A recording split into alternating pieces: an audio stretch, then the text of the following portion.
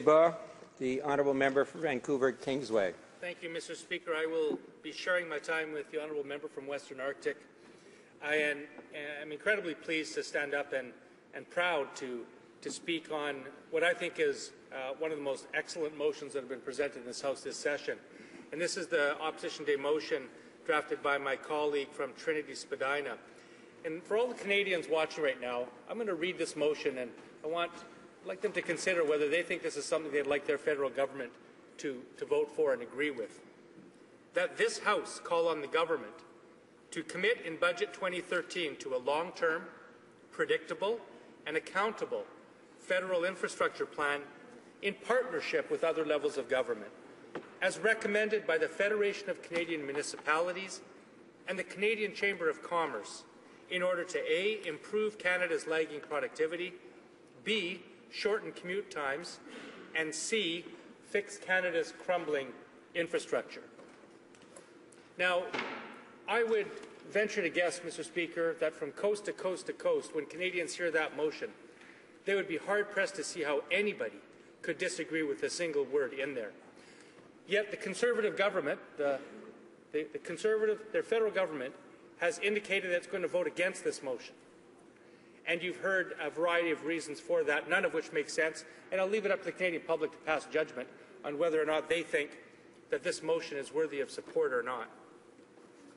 Now, Mr. Speaker, Canada is facing an unprecedented infrastructure deficit. This is an assessment that has been confirmed by numerous studies and various sources from a variety of perspectives: business leaders, academics, experts, media reports, and municipal leaders of all types across this country. They point to the realities of traffic gridlock, failing water systems, potholed roads. It makes it clear that a concerted effort by all three levels of government is needed to tackle the growing infrastructure crisis in earnest. When we talk infrastructure, Mr. Speaker, I've mentioned a couple of the real-life services that Canadians get and expect when we use that term. Let's itemize what we're talking about. We're talking about roads that Canadians drive on and that businesses use to transport their products. Bridges, public transit of all types, buses, sky trains, metros, rail service, water and sewer systems. Mr. Speaker, we're talking about the very guts of the Canadian economy, the very fabric of our cities, municipalities, towns, and highways across this country that make life, business, and employment and growth possible in this country.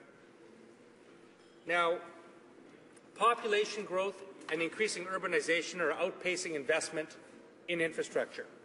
The persistent funding shortfalls prevent municipalities from performing crucial maintenance tasks needed to fix this crumbling infrastructure. Now, the ad hoc budget-to-budget funding model favoured by this government is better suited to photo ops and pork barrel politics than it is to building strong, dynamic communities, which is what the New Democrat official opposition is committed to, building strong, dynamic communities in partnership with provincial and municipal and rural governments across this country so that we can make life better for our citizens and we can make commerce easier for our businesses. Now, the reality is that much of post-war infrastructure in Canada is reaching the end of its lifespan. Canada's infrastructure deficit, calculated as the total amount of investments needed to maintain and replace decaying municipal infrastructure that currently exists, is estimated, Mr. Speaker, at an astounding $171 billion. Wow. Now, this government, prodded by the New Democrats in previous parliaments, finally has made permanent a certain portion of the gas tax that amounts to funding of $2 billion a year. Now, again, we have a deficit just to fix existing infrastructure that's decaying now of $171 billion. So I think Canadians watching get an idea for the magnitude of the problem and the insignificance of the Conservative solution.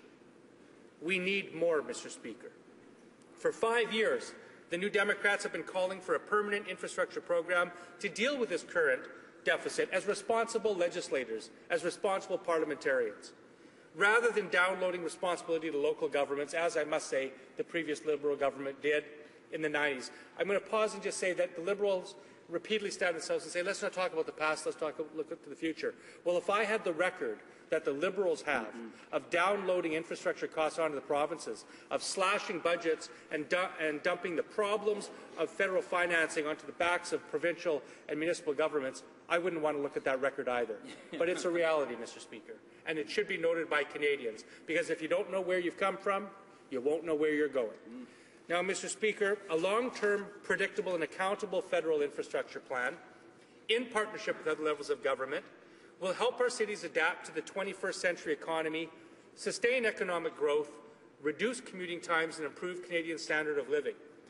Now again, business leaders, I've already referred to the Canadian Chamber of Commerce, municipal leaders, talked about the Federation of Canadian Municipalities, which is the preeminent body in this country that represents cities and towns across Canada. Academics and economists are joining the NDP in calling for long-term, sustained and predictable investments in public infrastructure to improve economic productivity, quality of life and the competitiveness of our towns and cities. Mr. Speaker, anybody opposed to this motion would have to be opposed to a wide variety of Canadian sources calling for what is obviously an intelligent and thoughtful economic plan. But I want to talk about a few of my constituents because, Mr. Speaker, frankly, I think the Canadian population is ahead of politicians quite often. And here's what some of them have said to me. Here's a letter from November 2012 from Josh in Dulai. He says, Canada needs a cohesive plan and comprehensive investment in our public transit infrastructure. The federal government has an important role to play in making this happen. A national strategy would help make public transit more accessible and affordable. Our current public transit systems are chronically underfunded patchwork and would greatly benefit from a more coordinated approach. As a Member of Parliament, you have the ability to make important changes that would increase the quality of life for millions of Canadians, reduce traffic congestion in major urban centres, and upgrade public transit in both urban and rural areas. These steps would improve air quality and cut greenhouse gases that cause climate change. That sounds pretty intelligent to me, Mr. Speaker. Here's a letter from Debbie Longley from March 2009. Another thing that I think would have a huge impact on the amount of carbon emissions in Vancouver is to make the buses more affordable to ride. I believe investments should be covered by tax dollars to encourage people to take public transit. I think it would even encourage many people to choose not to have a car. Others would use their cars less.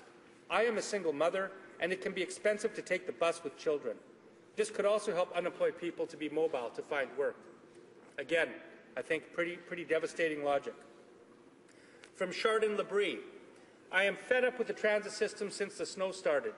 The amount of money I've had to fork over for cabs to get me home at 11:30 p.m. from work is obscene. The buses just can't do the job. There's an endless stream of buses for other areas, but none for my area. I have paid for a yearly transit pass and feel as if I'm not getting my money's worth. We should be able to expect the buses in Canada to run in all weather. Someone should step up to the plate and fix this problem. Again, I think a pretty accurate assessment. These people are calling on this federal Conservative government to step up to that plate. I want to talk for a moment about the Mayor of Vancouver and City Council that's doing an excellent job in Vancouver. That's Mayor Gregor Robertson, joined by City Councillors Tim Stevenson, Raymond Louie, Jeff Meigs, Andrea Reimer, and Heather Deal, who all came to this Hill at various times over the past several years to beg this government to devote more money from the gas tax, to give them a little bit more money to be able to invest the capital funding that they know is needed.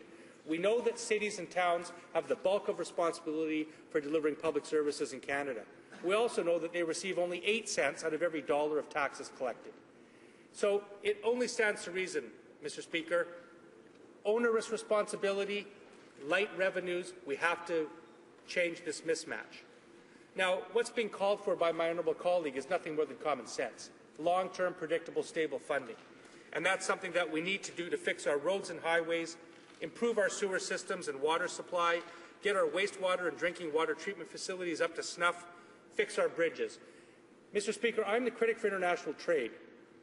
I can't tell you how many witnesses have come to our committee and said that Canada needs a 21st century infrastructure if we are truly to take advantage of greater trade opportunities. We need to be able to have ports, rail and roads that can move our imports and exports across this country. We need to have facilities that attract businesses here. If this government really is serious about attracting investment to Canada, then we better have the facilities that make that investment profitable for those companies.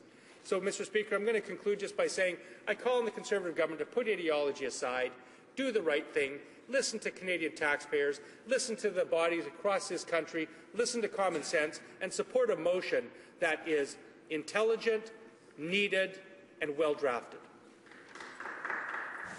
Questions.